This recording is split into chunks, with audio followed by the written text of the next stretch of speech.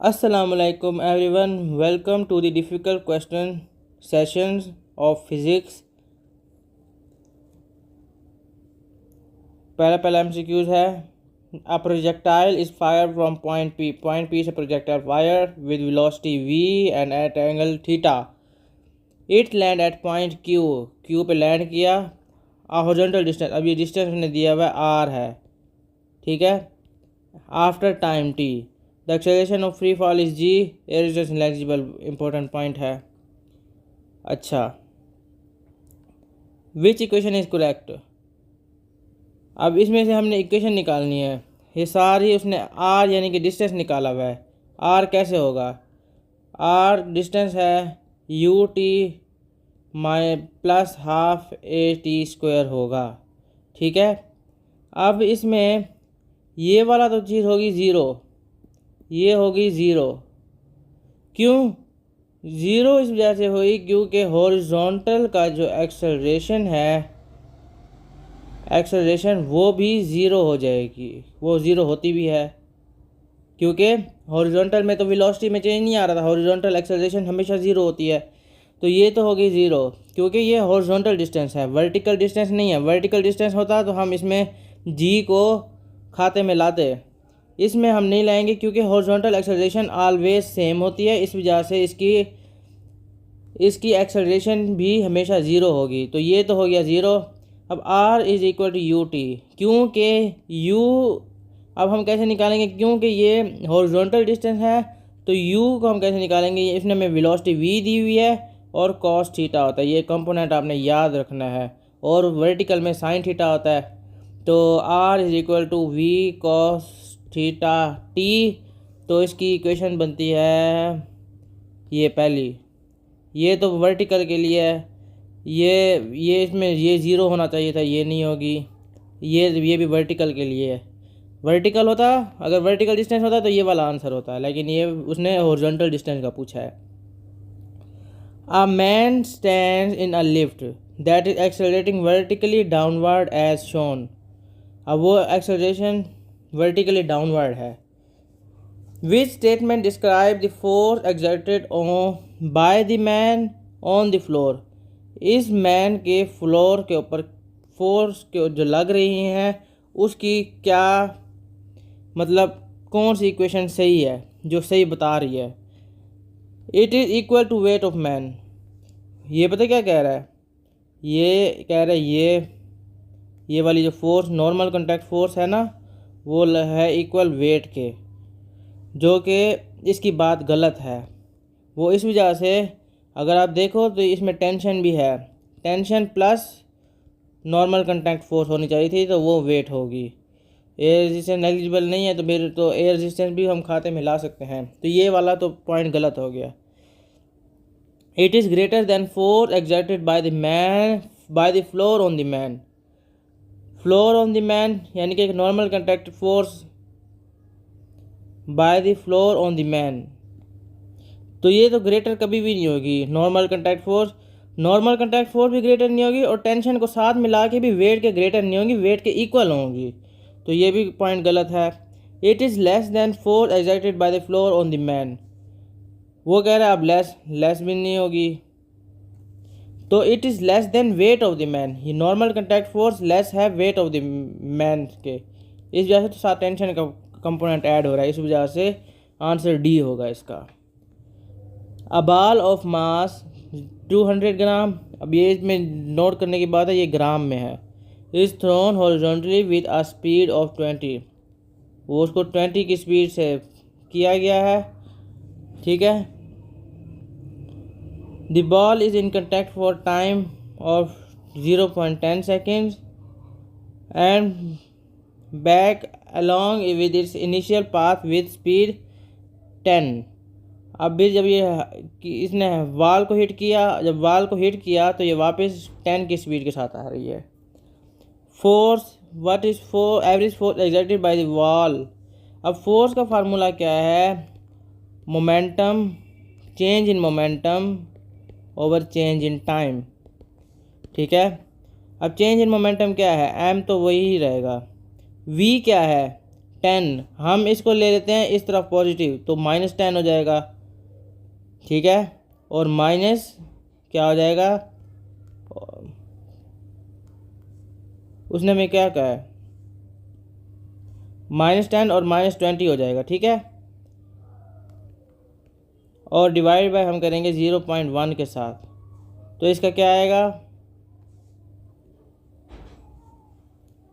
इसका आंसर आएगा, रुकिए मैं कैलकुलेट कर लूँ, -10 -20 डिवाइड बाय 0.1, ये आ रहा है 300 माइनस का और मल्टीप्लाई बाय मास 0.2,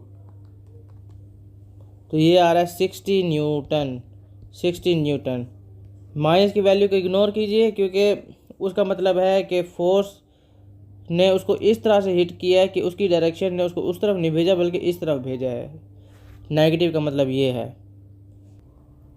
अब हम आ जाते हैं क्वेश्चन नंबर 18 के, जो कि था 970211/2023 का, अक्टूबर नवंबर। अच्छा, अब इसमें वो कह रहा है N elastic code of unstretched total length 16 centimetre and cross sectional area, ये एरिया दे दिया है, ये ओरिजिनल लेंथ दे दी है, ठीक है।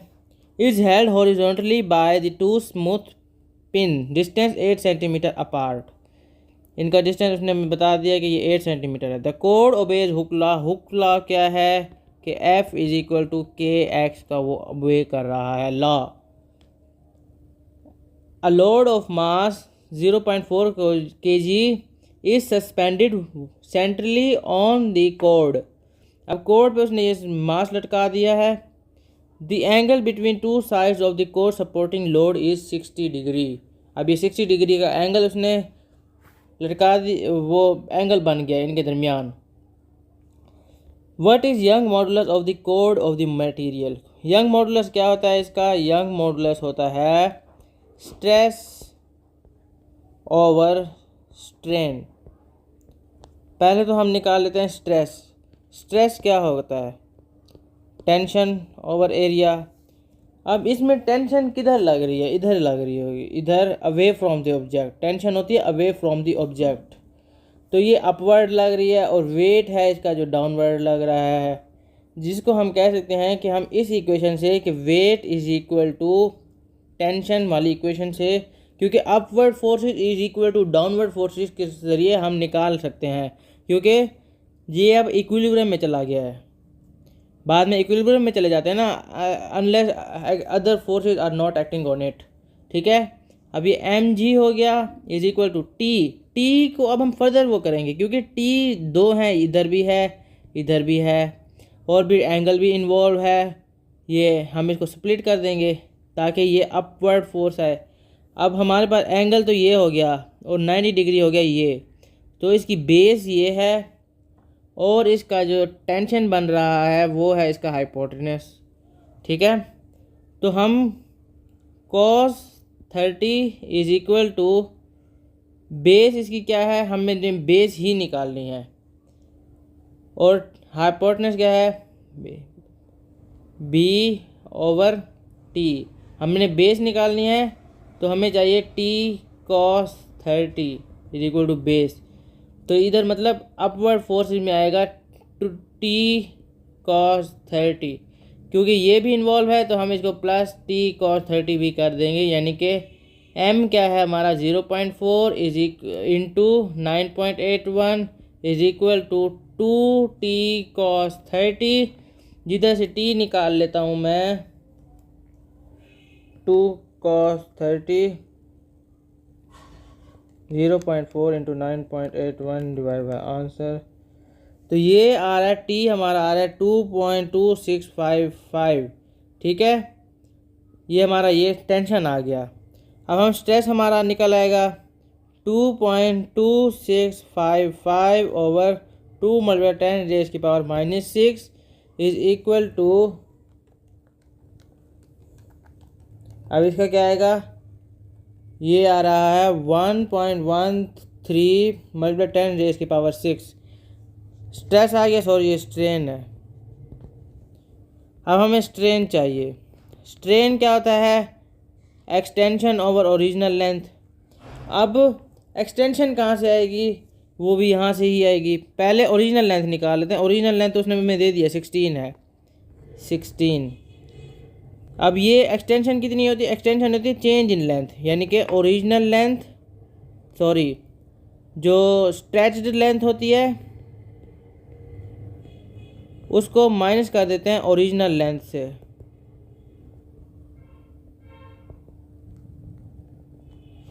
अब हमारी ओरिजिनल लेंथ तो है 16, अब हमें स्ट्रेच्ड लेंथ चाहिए। अब ये जो है 60 डिग्री पे बढ़ गया, तो मतलब ये ट्रायंगल फॉर्म है ना, तो ये भी 60 होगा, ये भी 60 होगा। तो अब हमें चाहिए, अब हमें ये 8 है, ये 8 है, क्योंकि ये इक्विलैटरल ट्रायंगल है। तो आपने ओ लेवल में पढ़ा होगा इक्विलैटरल ट्रायंगल की क्या होती है, इक्विलैटरल ट्रायंगल की क्या होती है, तीनों साइड्स की लेंथ सेम होती है। तो ये भी 8 होगा, तो मतलब 8 + 8 + 8 हो गया 24, 24 - 16 क्या होता है 8। तो हम इधर लगा देंगे 8, ये आ जाएगा 0.5। तो 1.13 × 10⁻⁶ डिवाइड बाय 0.5। अब इसको मैं डिवाइड बाय 0.5 कर देता हूँ, जो कि आ रहा है 2.26 × 10⁻⁶, जिसको हम राउंड कर देंगे 2.3 × 10⁻⁶, जो कि ये आंसर होगा। अब vertically polarized microwave are emitted from a source. The microwave are detected by the receiver that is connected to cathode ray oscilloscope. The waveform displayed on the screen of the cathode ray oscilloscope has an amplitude। अच्छा, इसने initial amplitude दे दिया है 2.6 हमारे पास है। पहले तो वो और बातें कर रहे हैं कि डिटेक्टेड कैसे हुआ है। A metal wire grid that act as a polarizing filter। अब ये polarizing filter डाल दिया आगे उसने। Is now place between source, जहाँ से आ रही है, एंड अ रिसीवर, जहाँ से ये कैथोड रे रिसीवर है ना, उसके दरमियान उसने पोलराइजिंग फिल्टर लगा दिया। The filter is oriented so that plane of polarization of transmitted wave is at an angle to the vertical. अब उसने मिसाल के तौर पे उसने ना उसको इस तरह से उसको टिल्ट कर दिया है कि उसका एंगल 20 डिग्री का चेंज आया। तो अब आप इसमें लगाओ, एक फार्मूला है A = A0 cos थीटा, ठीक है। अब जब आप इस पर लगाओगे, क्योंकि चेंज 20 डिग्री का आया है, तो हम क्या लगाएंगे, A0 क्या है हमारा, सॉरी A A0 क्या है 2.6, और चेंज कितना है एंगल का, cos 20। तो A हमारा आ जाएगा, रुकें, 2.6 cos 20, तो A आ जाएगा 2.44। तो 2.44 ये है आंसर, देख लो कुछ सही है। हाँ जी, आंसर सही है।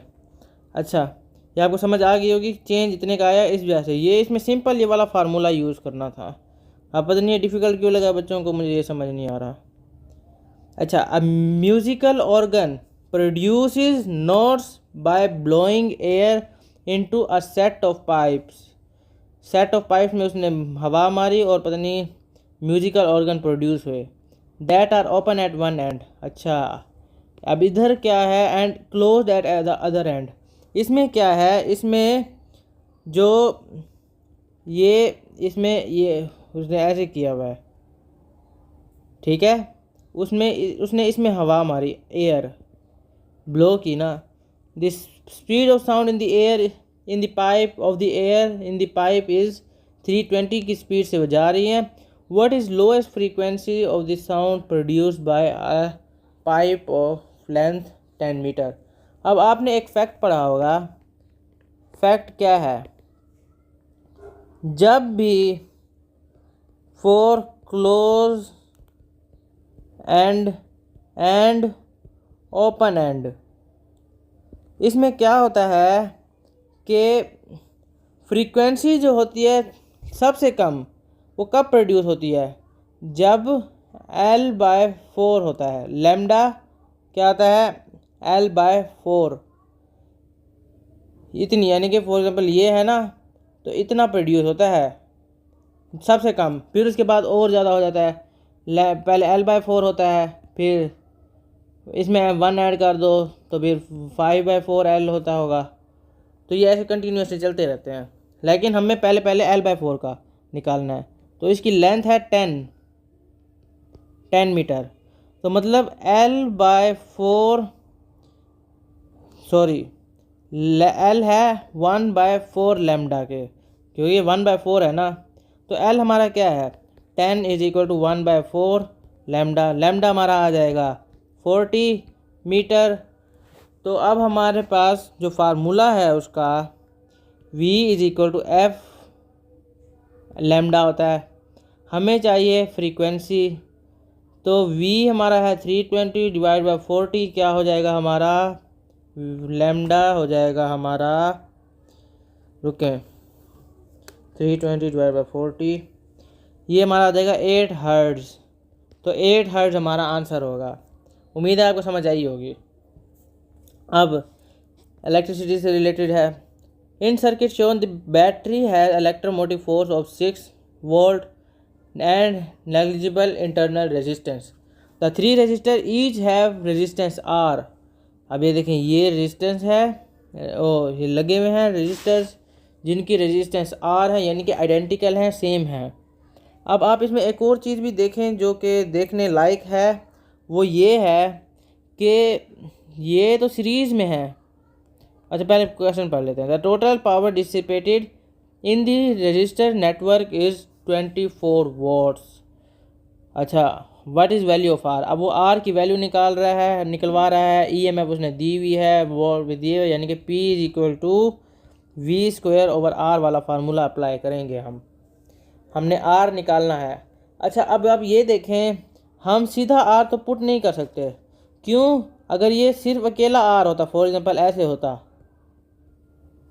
तो हम सीधा R यही लगा देते, यही वाला फार्मूला।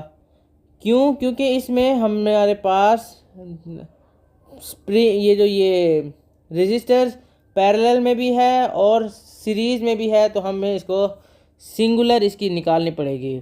पहले तो हम सीरीज़ वाले को कर देते हैं। सीरीज़ वाले का क्या होगा, R + R = 2R। अब हमारे पैरेलल में कैसे होगा, 1/R + 1/2R। तो ये क्या आ जाएगा, अब हम इसको वो करेंगे तो हमारे पास आंसर आ जाएगा, रुकें, 1/R + 1/2R, और इसका इन्वर्स भी करना है ताकि हमारे पास R टोटल आए। तो हमारे पास 2 × 2 3/2R हो जाएगा। ठीक है, अब हम इसका इन्वर्स करेंगे तो हमारे पास R टोटल आ जाएगा 2R/3। ठीक है, 2R/3 आ जाएगा हमारे पास टोटल रेजिस्टेंस। हमने ये अप्लाई करनी है इसकी जगह, फिर जाके हमारा सही आंसर आएगा। अब P हमारा क्या है, 24 = V² क्या है, 6²/2R/3 हो जाएगा। तो ये इधर ऊपर जाके मल्टीप्लाई हो जाएगा।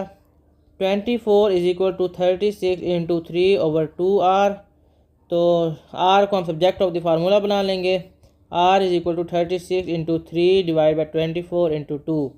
तो मैं देख लेता हूँ, 36 × 3 / 24 × 2, ये हमारे पास आता है 2.25।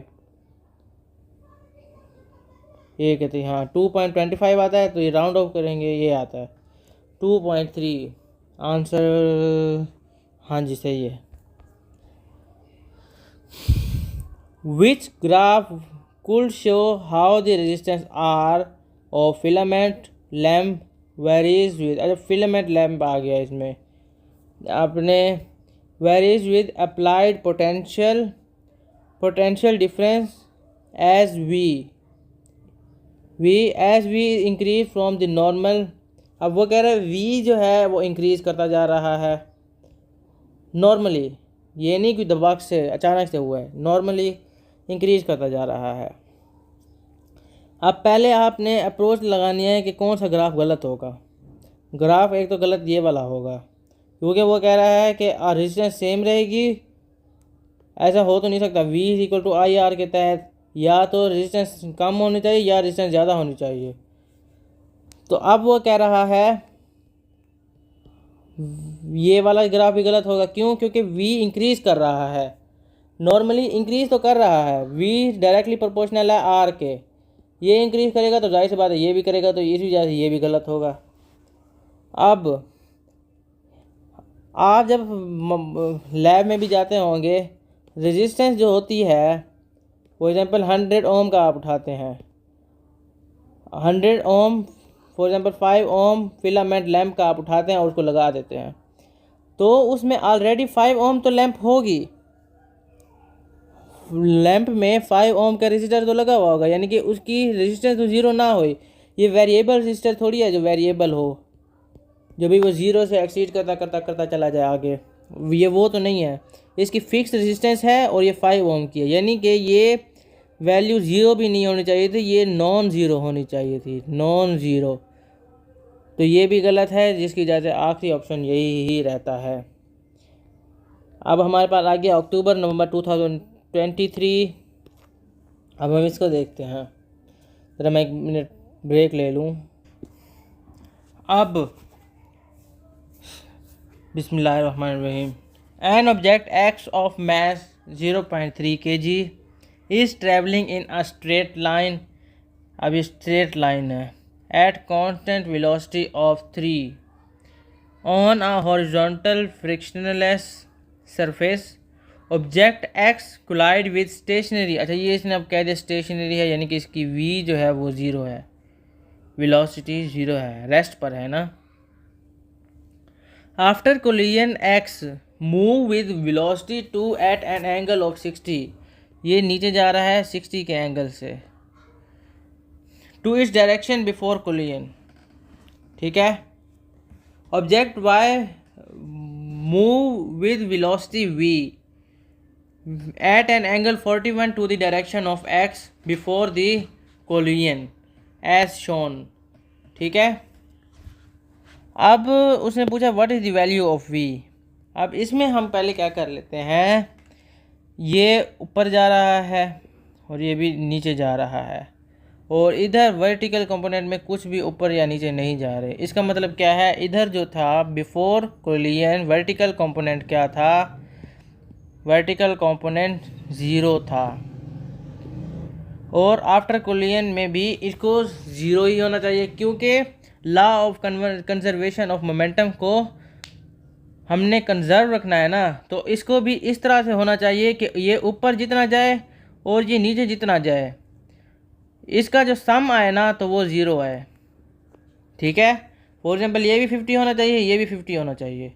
तो अब हम इसको इसी तरह से इसका एक वो बना लेते हैं कि अपवर्ड मोमेंटम, अपवर्ड बॉल जो होगी, यानी कि वाई वाली बॉल का मोमेंटम जो है पी ऑफ वाई वाली बॉल का और पी ऑफ एक्स वाली बॉल का, वो क्या होगा, सेम होगा, बस ऊपर नीचे जा रहा होगा, जिसकी वजह से नेगेटिव साइंस आएंगे, उसकी वजह से सिर्फ इसमें चेंज आएगा, वरना होना ये कंजर्व यानी कि ज़ीरो चाहिए, ठीक है। अब हम क्या कर लेते हैं, इसमें लगा लेते हैं ला पी वाई। अच्छा पी वाई क्या था, M V equal to M V. अब पी वाई क्या था, यानी कि एम क्या था 0.5 और ऊपर वाला है वी, ठीक है, और v multiply by sine 41। Sine 41 क्यों, क्योंकि ये देखें ये हो गया, ये हमारे पास है हाइपोटेन्यूस और ये है परपेंडिकुलर, तो हमारे पास ये साइन ही लगेगा, इज इक्वल टू एम। अब हमारा जो x का है वो क्या है 0.3 मल्टीप्लाई बाय 2 साइन 60। अब हमारे पास ऐसे ही ये वाला आंसर आएगा। मैं इसको करके भी लिख, जब हम इसको करेंगे, इसको सब्जेक्ट ऑफ द फार्मूला बनाएंगे 0.3 into 2 sine 60 divide by 0.5 into sine 41 करेंगे, तो v आएगा हमारे पास 1.584, जिसको हम ऑप्शन के हिसाब से 1.6 होगा। अच्छा हम इसको एक और तरीके से भी कर सकते थे, हॉरिजॉन्टल कंपोनेंट को हम कंसीडर कर सकते थे कि भाई हॉरिजॉन्टल कंपोनेंट में भी तो हो रहा है ना, तो फिर उसमें पता क्या होता, उसमें फिर हम इसको ऐसे करते हैं कि हॉरिजॉन्टल बिफोर कोलिजन का मतलब ये होता है, हम इसकी पहले मोमेंटम निकाल लेते, फिर इसका हॉरिजॉन्टल में मोमेंटम निकाल लेते, तो ये फिर ज़रा इससे थोड़ा बड़ा काम हो रहा था, इस काम से थोड़ा और बड़ा काम हो जाना चाहता था। तो MCQs में टाइम बिल्कुल कम होता है, इस वजह से कोशिश किया करें कि कम से कम टाइम में चीज़ कवर हो जाए। 2 parts of sailing boats are mast and the boom. The mast is vertical rigid beam and the boom is horizontal rigid beam. ये और ये ठीक है, वर्टिकल है और वो हॉरिजॉन्टल है। One end of boom is attached to mast by pivot. The other end of the boom is connected to the mast by a rope. रोप के ज़रिए उसने कनेक्ट किया हुआ है एज शोन। अब जाहिर सी बात है फिर इसकी टेंशन भी लगेगी, और वो टेंशन हमेशा अवे फ्रॉम दी ऑब्जेक्ट होती है, बूम से अवे जाएगी। ठीक है, उसने वैसे भी इंडिकेट कर दिया है कि किधर जा रही है। The rope is at an angle of 40 to the horizontal and exert a tension force T on the boom. The weight of the boom is 200 Newton. The mass of the boom is uniformly distributed along its length. अच्छा, इसने ये बता दिया कि इसकी uniformly distributed हो, ये नहीं कि कहीं पे ज़्यादा मास डाल दिया कहीं पे कम, क्योंकि ऐसे होता है ना। The boom is in equilibrium, अब उसने ये भी बता दिया कि इक्विलिब्रियम में है। What is magnitude of T, अब हम इसमें लगाएंगे जो anti clockwise movement is equal to clockwise movement, क्योंकि इसमें पिवट भी इन्वॉल्व है। और फिर हम अब ये देखें, फॉर एग्जांपल वेट जो होता है ना, हमने जब भी पढ़ा है कि वेट जो होता है उसका पिवट से डिस्टेंस क्या होता है। अगर फॉर एग्जांपल पूरा डिस्टेंस है 10, तो उसका पिवट से उसका डिस्टेंस हाफ हो जाएगा, यानी कि 5। हम इसमें एज्यूम कर लेते हैं कि ये डिस्टेंस था L, तो इसका ये वाला डिस्टेंस कितना हो जाएगा L/2। ठीक है, तो अब हम इसका anti clockwise moment is equal to clockwise momentum लगा देते हैं, तो हमारे पास आ जाएगा T साइन, हमने इस वजह से क्योंकि ये ऊपर की तरफ जा रहा है ना, हमारा एक तो ऊपर की तरफ होना चाहिए और एक डाउनवर्ड जो कि वेट है। ठीक है, अपवर्ड तो ये इस तरफ से जा रहा है ऐसे, तो ये क्लॉक के अगेंस्ट जा रहा है, इस वजह से एंटी क्लॉकवाइज मूवमेंट है ये। तो ये हो जाएगा T, यानी कि मोमेंटम का फार्मूला क्या होता है F/D। तो ये T क्या है हमारा T, और हमारे पास T इतने एंगल से हुआ है, तो इस वजह से साइन 40 भी होगा इंटू L, क्योंकि ये पूरा डिस्टेंस, और ये डिस्टेंस भी फोर्स के परपेंडिकुलर होना चाहिए, ये नहीं कि फोर्स के परपेंडिकुलर ना हुआ। इस वजह से तो हमने ये साइन 40 लिया है, क्योंकि परपेंडिकुलर डिस्टेंस है ना। इज इक्वल टू, अब वेट है हमारा 200 और मल्टीप्लाई बाय L/2। ठीक है, अब L से कैंसिल हो जाएगा, तो T इज इक्वल टू ये इससे कैंसिल हो जाएगा, ये 100 हो जाएगा, 100 डिवाइड बाय साइन 40। तो इसका आंसर मैं निकालता हूँ 100 डिवाइड बाय साइन 40, 155.57, तो ये आ रहा 160 वाला। 155.57 is equal to 160। A parachutist is falling towards the ground at a constant speed v. The rate at which she is losing gravitational potential energy is r. The acceleration of free fall is g. The mass of the parachutist क्या है। अच्छा, उसने एक चीज़ दे दी है, the rate at which she is losing gravitational potential energy। अब आप इधर से देखें कि रेट है ग्रेविटेशनल पोटेंशियल एनर्जी को लूज़ करने का, वो ये है डिवाइड बाय टी। उसने जब वो रेट कह रहा है तो इसका मतलब है कि डिवाइड बाय टी होगा।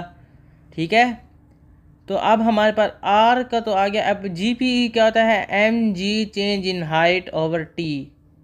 ठीक है, अब हमारे पास हम इसको कर लेंगे, इसमें वी भी बनाया हुआ है, तो हम इसको डिस्टेंस अपॉन टाइम, क्योंकि वी होता है डिस्टेंस अपॉन टाइम, तो इतने चेंज इन हाइट के अंदर इतना टाइम के अंदर कवर करेगा, तो वो भी डिस्टेंस होगा, वो वेलोसिटी होगी। एम जी वी हो जाएगा। अब उसने क्या है, मास क्या है, तो मास को सब्जेक्ट ऑफ द फार्मूला बना लेंगे, R is equal to G over V हो जाएगा। तो इसका कहाँ पे बन रहा है, आर इज इक्वल टू, ये है आर ओवर जी वी। मैं इसका आंसर देख लूँ, हाँ जी आंसर सही है। when sound travel through air, the air particle vibrate, a graph of displacement against time, a single air particle is shown। अब ये ग्राफ बनाया हुआ है डिस्प्लेसमेंट अगेंस्ट टाइम का। Which graph shows kinetic energy of the particle. अच्छा, अब इसको आप यूँ देख लें कि साउंड ट्रैवल कर रही है थ्रू एयर के। मैं इसको आपको, जब भी आप ऐसा सवाल आए ना, आप इसको ऐसे कंसीडर किया करें कि ये पेंडुलम वाले की तरह, ठीक है, एयर पार्टिकल को पेंडुलम के तौर पे कंसीडर कर दिया करें। अब आप देखें कि उसने पहले तो डिस्प्लेसमेंट मैक्सिमम ली हुई है, यानी कि ये फॉर एग्जांपल ये यहाँ होगा। जब मैक्सिमम डिस्प्लेसमेंट होती है तो आप खुद बताएं कि क्या होता है, जी पी ई मैक्स होती है, काइनेटिक एनर्जी ज़ीरो होती है। ठीक है, आपको ये पता होगा कि डिस्प्लेसमेंट जब मैक्स होती है, यानी कि जी पी ई में क्या होता है, एम जी एच। जाहिर सी बात है, जब एच जब से ज़्यादा होगा तो वो जी पी ई मैक्सिमम होगी, और ये थोड़ी देर के लिए मोमेंटरीली रेस्ट पर चले जाते हैं, फॉर एन इंस्टेंट ये रेस्ट पर चले जाते हैं, जिसकी वजह से इसकी वी ज़ीरो हो जाती है। तो क्या हो जाएगा, काइनेटिक एनर्जी तो होता है 1/2 एम वी स्क्वायर। एम तो कांस्टेंट है, तो वी स्क्वायर यानी कि ज़ीरो हो गया तो पूरी इक्वेशन ज़ीरो हो जाएगी। इस वजह से ये हमारा पहला पॉइंट तो ज़ीरो ही होना चाहिए। ये मैक्सिमम कह रहा है, ये भी मैक्सिमम कह रहा है, तो ये तो दोनों गलत हो गए। अब इनके और इनके दरमियान में कुछ हो सकता है। फिर यहाँ पे डिस्प्लेसमेंट ज़ीरो हो गया, ये ज़ीरो, यहाँ पे ज़ीरो। फिर यहाँ पे डिस्प्लेसमेंट मैक्सिमम हो गया, यहाँ पे भी मैक्सिमम, ये भी यहाँ पे भी ऐसे है, इधर भी ज़ीरो, इधर फिर मैक्सिमम हो गया, मतलब जी पी ई मैक्सिमम हो गया तो वो ज़ीरो हो जाना चाहिए। ठीक है, तो ये हो गया। अब आप इसमें ये देखें कि कितनी दफ़ा ज़ीरो होगा, 1 2 3 4 दफ़ा काइनेटिक एनर्जी ज़ीरो आ रही है, और इधर आ रही है 1 2 3 दफ़ा। ये तो गलत हो गया, इधर आ रही है 1 2 3 4 5, तो इधर कितनी दफ़ा आ रही है, 1 2 3 4, सॉरी, ये था, हमें ये चाहिए 1 2 3 4 5, ये है ना मैक्सिमम डिस्प्लेसमेंट पे तो ज़ीरो आना चाहिए। तो ये वाली बात, 1 2 3 4 5, ये पॉइंट ऐसे हो रहे हैं। डिस्प्लेसमेंट मैक्सिमम होगी तो काइनेटिक एनर्जी ज़ीरो होगी। अब ये नेगेटिव में जब ये डिस्प्लेसमेंट मैक्सिमम हो जाए तो इसका मतलब है, फॉर एग्जांपल ये हमने पॉजिटिव लिया था, तो मतलब ये हमारा ये वाला नेगेटिव था। ठीक है, मतलब ये तो फिर हमारा अगेंस्ट हमारा उसके जा रहा है ना वेक्टर के, तो फिर ये नेगेटिव होगा इस वजह से। तो फिर 1 2 3 4 5 पॉइंट पे वो ज़ीरो आएगा, तो ये 5 पॉइंट पे ज़ीरो आ रहा है। और मैक्सिमम कब होगा, 1 2 3 4 दफ़ा मैक्सिमम होगी हमारी काइनेटिक एनर्जी, तो 1 2 3 4 दफ़ा मैक्सिमम आ रही है। तो इसको इस तरह से करना था। ठीक है, A vertically polarized electromagnetic wave of intensity IO is incident normally on a polarizing filter. The transmission axis of the filter is at an angle of 30 degree. ये 30 डिग्री के एंगल के ऊपर उसने रोटेट किया है। ठीक है, फिर द ट्रांसमिटेड वेव, अच्छा इसने इधर दो रख दी हैं, ये देखें दो रखे हुए हैं। वेव आ रही है, पहले तो इसको हिट करेगी, फिर उसके बाद इसको हिट करेगी, फिर जो जाएगी। The transmitted wave from first filter is then incident normally on second polarizing filter. यानी कि उसने एक और रख दिया, पहले तो वो 30 डिग्री से मुड़ के आ गई है, फिर अब उसने एक और रख दिया जो कि 60 डिग्री वाला होगा, जाहिर सी बात है फिर उसको फिर और 60 डिग्री रोटेट होना पड़ेगा, क्योंकि वो 30 डिग्री तो ऑलरेडी ही रोटेट होकर आ चुकी है। अब उसको और रोटेट होना होगा 60 डिग्री के एंगल पे, क्योंकि वो नॉर्मल है ना, is at an angle of 90।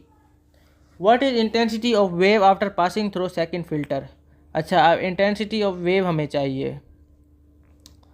अच्छा, ए का क्या था, A is nought cos theta, I directly proportional होता है आई स्क्वायर एम्पलीट्यूड के, तो मतलब I square I is equal to A nought I nought cos square theta होगा।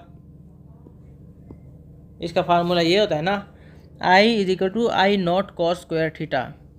अब पहले तो हम जब इधर पहुंचेगी उसका निकाल लेते हैं, क्योंकि हमें उसने पूछा है कि सेकंड फिल्टर इधर का पूछा है। हम पहले निकाल लेते हैं इसका इधर क्या होगा, मतलब I1 से जितना पास करेगा उसका क्या होगा, हम ये देख लेते हैं। I1 से जो पास होगा आई ओ कॉस 30 का स्क्वायर, ठीक है, कॉस स्क्वायर 30 का स्क्वायर, तो ये आ रहा है I1 is equal to 0.75 IO। अब हमें दूसरे का निकालना है, तो I2 is equal to I1 cos square, क्योंकि वो दूसरा 60 डिग्री से रोटेट हुआ है, इस वजह से हम 60 लेंगे यहाँ पे। तो अब I2 इज इक्वल टू, हमें IO की टर्म में आंसर चाहिए, तो हम I1 को अप्लाई कर देंगे, ये 0.75 रुकें, ये अप्लाई कर देंगे। I2 is equal to I1 की जगह पे आ जाएगा 0.75 IO कॉस स्क्वायर 60। तो कॉस स्क्वायर 60 क्या होता है, कॉस 60 का स्क्वायर इंटू 0.75, ये आ रहा है 0.1875। तो ये राउंड ऑफ करेंगे तो 0.19 आएगा, IO आ जाएगा, तो ये वाला आंसर आएगा, ठीक है। हाँ, मैं इसका आंसर देख लूँ, हाँ जी आंसर इसका सही है। अच्छा, अब ये आ गया अक्टूबर नवंबर 2023 से, ठीक है। अब 2 blocks of mass 0.2 and 0.5 are connected by light in extensible string that passes over a frictionless pulley। ये frictionless pulley है। The block are initially held stationary, पहले से तो initially stationary है। The block of mass 0.2 kg rest on a rough horizontal surface। The block of mass 0.5 kg is suspended in air, ठीक है, air resistance is negligible, ठीक है। When the blocks are release they have an acceleration of magnitude 2, ठीक है। जब उसने उसको छोड़ दिया, पहले तो फॉर एग्जाम्पल उसने हाथ से पकड़ा हुआ था, जब उसने छोड़ दिया तो कितनी की एक्सेलरेशन से मूव करने लगे, 2 की एक्सेलरेशन से मूव करने लगे। What is magnitude of frictional force. अच्छा, अब ये पूछ रहा है इधर की जो ये वाली फोर्स लगेगी, जाहिर सी बात है ये भारी है, ये इसको नीचे की तरफ ले जाएगा, इसको आगे की तरफ ले जाएगा, तो इसकी फ्रिक्शन इसकी तरफ लगे, पीछे की तरफ लगेगी। तो ये प्योर क्वेश्चन है M1 वाला। M1 मैथ में M1 है ना, उसका एग्जैक्ट यही क्वेश्चन ऐसे आते हैं, हर साल आता है और 5 नंबर का होता है, और यहाँ पे 1 नंबर का ये पूछ रहा है, ठीक है। इस वजह से मुझे MCQ से ज़रा अजीब होता है कि ये 1 नंबर का सवाल में इतना ज़्यादा पूछ लेते हैं। अच्छा, अब आप ये देखें, मैं आपको रिकमेंड करूँगा कि छोड़ें, अभी आप वैसे भी इसमें आ गए हैं, जिसकी मैथ है वो तो बल्ले बल्ले करे, जिसमें मैकेनिक्स है वो तो और ज़्यादा मज़े करे, ठीक है। वरना आपको भी आप ही पढ़ें जो बायो वाले स्टूडेंट्स हैं जिन्होंने मैथ नहीं रखी हुई, ठीक है। अब आप ये देखें, अब हम पहले इसका कंसीडर कर लेते हैं 0.5 वाले का, तो मैं पहले 0.5 वाले का कंसीडर कर लेता हूँ कि इसके साथ क्या होगा। तो इसकी जो चेंज जो यानी कि जो नेट फोर्स है वो MA के इक्वल होती है। तो नेट फोर्स इसकी क्या है, डाउनवर्ड फोर्स है, मैं ले लेता हूँ वेट, और अपवर्ड फोर्स होगी टेंशन। तो weight minus tension is equal to 0.5 weight क्या होगा 0.5 इंटू 9.81, ठीक है। और हमारे पास ए क्या होगा इंटू 2, ठीक है। ए की एक्सेलरेशन हमने निकालनी है और ए की हमें उसने दे दिया कि ये 2 है, ठीक है। अब हम यहाँ से निकाल लेते हैं टी कैसे आएगा 0.5 इंटू 9.81 माइनस 0.5 इंटू 2। अब ये आ रहा है हमारे पास टेंशन 3.905। अब जितनी टेंशन इसमें होगी उतनी टेंशन इसमें होगी, अवे फ्रॉम द ऑब्जेक्ट लगेंगे, ठीक है। तो इसका ये है जितनी टेंशन इसमें और उतनी टेंशन इसमें। अब हम 0.2 वाले की चीज़ को कंसीडर करेंगे, तो इसका समीशन एफ होगा is equal to M A. तो एफ इसका मैं लेता हूँ टी माइनस फ्रिक्शनल फोर्स के जो मैंने निकालनी है इज इक्वल टू 0.2 इंटू 2। हाँ, अब ये ऐसे होगा, टी है हमारा 3.905 is equal to minus 0.2 into 2 is equal to F. तो 0.2 इंटू 2 3.905 माइनस आंसर, तो ये आता है हमारा 3.505, जो कि हमारा ये बन रहा है, ठीक है। अब आ गया 2 ball of mass m and 2m, ये m है और ये 2m है, travelling in a vacuum with initial velocity 2v and v respectively collide with each other head on. अच्छा, ये एक दूसरे की तरफ मूव कर रहे हैं, तो आप मैं मेरी आदत है मैं राइट को पॉजिटिव लेता हूँ और अपवर्ड को पॉजिटिव लेता हूँ। आप कुछ भी कर सकते हैं, आप राइट लेफ़्ट को पॉजिटिव ले लें, तो मैं अब यूँ कर रहा हूँ।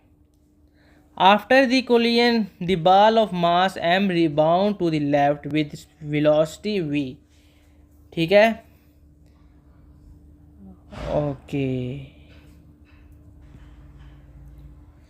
ओके, अब इसमें उसने कहा है कि आफ्टर द कोलिजन की हम डायग्राम बना लेते हैं।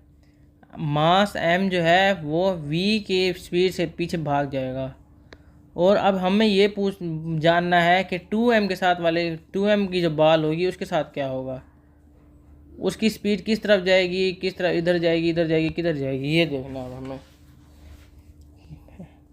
हम इसमें law of conservation of momentum वाला लगा लेते हैं, before is equal to after वाला लगा लेते हैं, जगह है पड़ी। तो m into 2v plus 2m into minus v is equal to, after में हमारे पास आ रहा था, उसने कहा था टू द लेफ्ट गया है, तो मतलब m इंटू माइनस वी हुआ, तो प्लस 2m इंटू एक्स। हमने ये x क्या है, वेलोसिटी है 2m वाले की आफ्टर द कोलिजन। हम x निकालते हैं, उसने हमने कहा है ना loss of kinetic energy in the collision, तो हमने वो निकालनी है। पहले तो हम ये तो निकाल लें, तो अब इसका आंसर क्या आएगा, ये 2mv हो जाएगा, वो भी 2mv हो जाएगा, तो ये इसे कैंसिल कर देगा, ठीक है। यहाँ पे समझे ना, 2mv माइनस 2mv तो कैंसिल इज इक्वल टू 0 हो जाएगा, तो 0 इज इक्वल टू ये m इन ये माइनस mv हो जाएगा, और ये प्लस 2mx हो जाएगा। इसको हम दूसरी साइड भेज देंगे, तो ये mv is equal to 2mx हो जाएगा, ये m से कट गया, तो मतलब x की जो स्पीड थी 2m वाली बॉल की, तो वो है v/2 की स्पीड से, यानी कि वो इधर जाएगा v/2 की स्पीड से, ठीक है। अब हम लगा लेंगे काइनेटिक एनर्जी का फार्मूला। तो काइनेटिक एनर्जी का फार्मूला लगाते हैं। काइनेटिक एनर्जी हमारी जो लॉस आएगा वो क्या होगा, total kinetic energy before collision minus कर देते हैं total kinetic energy after collision, मैंने एब्रीवेशन फॉर्म में लिखा है। पहले तो मैं इसको यूँ कर लेता हूँ, 1/2 into 1/2 into M into 2v का square minus 1/2 plus 1/2 into 2m into V square. ठीक है, इसको माइनस करेंगे किसके साथ, आफ्टर कुलियन वाली चीज़ों के साथ। तो 1/2 m, अब आफ्टर कुलियन में क्या हो रहा है, वी स्क्वायर। अच्छा, हम इसमें माइनस प्लस का साइन का क्यों नहीं वो कर रहे हैं, क्योंकि काइनेटिक एनर्जी है स्केलर क्वांटिटी, तो हम इसमें नेगेटिव वाली चीज़ों को नहीं लिखेंगे। तो 1/2 एम वी स्क्वायर होगा, क्योंकि रीबाउंड करके बॉल की स्पीड एम वी हो गई, प्लस 1/2 एम इंटू ये क्या हो जाएगा, v/2 का स्क्वायर। अब आपने इसको सॉल्व करना है, आंसर आपका आना चाहिए सी, ये आएगा। ठीक है, ये इसमें काफ़ी ज़्यादा लंबी वर्किंग थी, आप लोग इसका आंसर निकाल लीजिएगा। A plane polarized light wave I of intensity IO is incident normally on the polarizing filter. The initial intensity of wave is 0. अच्छा, initial intensity उसने 0 दे दी। A second polarizing filter is then inserted between the source and the first filter. Between ये इधर, जाहिर सी बात है उसने इधर किया। इस transmission axis is 45 to the transmission axis of the first filter. ये पहले 45 मुड़ा है, फिर इसको भी 45 मुड़ा है, जाहिर सी बात है ये 45 डिग्री का जो मुड़ा हुआ था, तो फिर उसके बाद 45 डिग्री मुड़ा तो वो फिर क्या हुआ, 90 डिग्री आया। ठीक है, अब what is intensity of transmitted wave from the filter combination, यानी कि जो यहाँ पे हमने निकालनी है कि कितना होगा I1। अब हम वही वाला है जो हमने यहाँ पे किया हुआ था, यही वाला सेम, ये भी वही है, ये आप खुद कर लीजिएगा। ठीक है, इसमें उसने 45 की डिग्री से रोटेट किया हुआ है, इसने पहले 30 से किया था, फिर 60 से किया था, मेथड वही है। ठीक है, इसको आप कर लीजिएगा, मैं इसका आंसर बता देता हूँ, इसका आंसर है सी। ठीक है, अब ये आ गया हमारे पास, ये एक डिफ़िकल्ट क्वेश्चन, इसको एग्जामिनर ने काफ़ी डिफ़िकल्ट इसको कंसीडर किया हुआ था। A student sets up a circuit. The circuit diagram shows how the positive and negative terminal of a voltmeter are connected to the circuit. ठीक है, उसको कैसे उसने दिखाया हुआ है कि कैसे किया हुआ है। Voltmeter has an initial reading that is positive, बहुत ही अच्छी बात उसने बता दी है कि इनिशियल रीडिंग की उसकी पॉजिटिव थी। अच्छा, अब आप ये देखें, उसने हमें एक बहुत बड़ी चीज़ बता दी है कि V पॉजिटिव है initial. What change if any in temperature and light intensity would cause the voltmeter reading to decrease. तो voltmeter reading to decrease, temperature और लाइट इंटेंसिटी के फैक्टर उसने हमें दिए हुए हैं। ठीक है, अब आप देखें कि टेम्परेचर और लाइट इंटेंसिटी में चेंज बताया हुआ है, तो आपको याद होगा कि हमने पढ़ा था थर्मिस्टर में क्या होता है। थर्मिस्टर में जब उसका R डिक्रीज या इंक्रीज करेंगे तो उसका टेम्परेचर क्या होगा, टेम्परेचर उसका इंक्रीज या डिक्रीज होगा। ठीक है, मतलब अगर हम रेजिस्टेंस डिक्रीज करते थे तो टेम्परेचर इंक्रीज होता था, और अगर हम रेजिस्टेंस इंक्रीज करते थे तो टेम्परेचर डिक्रीज होता था। और LDR में हमने पढ़ा था, LDR में हमने क्या पढ़ा था कि लाइट इंटेंसिटी जब हम इंक्रीज करेंगे तो R डिक्रीज होगा, अगर लाइट इंटेंसिटी डिक्रीज़ करते थे तो R इंक्रीज़ करेगा। अब इसमें इसने दिया हुआ है नो चेंज और नो चेंज वाले ऑप्शन, तो इसको पहले आप इनको कैंसिल कर लीजिए कि ये नो चेंज तो हो ही नहीं सकता, इसमें कोई केस नो चेंज वाला है ही नहीं, या इंक्रीज़ करेगा या डिक्रीज़ करेगा। ठीक है, और दोनों सेम फैक्टर ही फॉलो करेंगे। आपने देखा है इसमें भी सेम फैक्टर है, इसमें भी सेम फैक्टर है कि एक चीज़ अगर इंक्रीज़ हो रही है तो उसका रेजिस्टेंस डिक्रीज़ हो रहा है, फैक्टर सेम है। अब हमने देखना है कि कैसे होगा, इसकी मूवमेंट ऑफ इलेक्ट्रॉन कैसे होगी। ये ऐसे होगा, ऐसे ऐसे, फिर ऐसे, फिर ऐसे, फिर ऐसे और फिर ऐसे। मतलब ये है कि इधर की इसकी पोटेंशियल, इसकी जो इधर पोटेंशियल था वो कम था, जिसकी वजह से ये इधर मुड़ा होगा। जाहिर सी बात है इसका पोटेंशियल ज़्यादा है, और इधर इसका पोटेंशियल कम था, इसका ज़्यादा था, तो ये इस वजह से इधर गया होगा, और इधर इसकी मूवमेंट ऐसे होकर ऐसे हो गई होगी, और ये जाके इधर एक्यूमुलेट कर गया होगा। आप समझ रहे हैं इस बात को? तो भी इसका मतलब क्या है, इसकी जो इधर पोटेंशियल है, इसकी पोटेंशियल है कम, V है कम। एज V कम है तो IR के तहत R भी कम होगा। R कम है तो इसका मतलब थर्मिस्टर की टेम्परेचर इंक्रीज़ हो जाएगा, तो इसका ये वाला केस होगा, ये तो नहीं होगा, फिर ये होगा। ऐसे ही LDR में भी ऐसे ही सेम है, इसमें पोटेंशियल ज़्यादा है, इस वजह से ये इधर ट्रैवल कर गया है।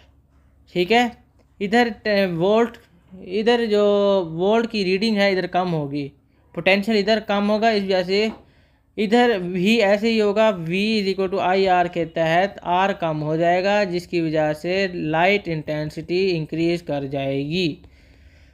अब ये आ गया चार्ज टू मास रेशियो और R of a particle is given by equation this. The value of R determined for an particle a beta particle and a proton P and an alpha particle which shows। अच्छा, अभी charge to mass ratio निकालना है in order of increasing magnitude. अब आप देखें charge particle, पहले तो alpha में क्या होता है, 2+ होता है, और प्रोटॉन में होता है 1+, बीटा प्रोटॉन में होता है 1+। इसका मतलब ये तो हमें पता लग गया। अब आपने डाटा बुकलेट में देखा होगा या याद किया हुआ होगा कि इसका मास ऑफ प्रोटॉन जो होता है वो डाटा बुकलेट के हिसाब से, रुके मैं डाटा बुकलेट देख लूँ। अब आप ये देखिए, मास ऑफ प्रोटॉन है 1.6 ×10⁻27 और मास ऑफ इलेक्ट्रॉन है 9.11 ×10⁻31।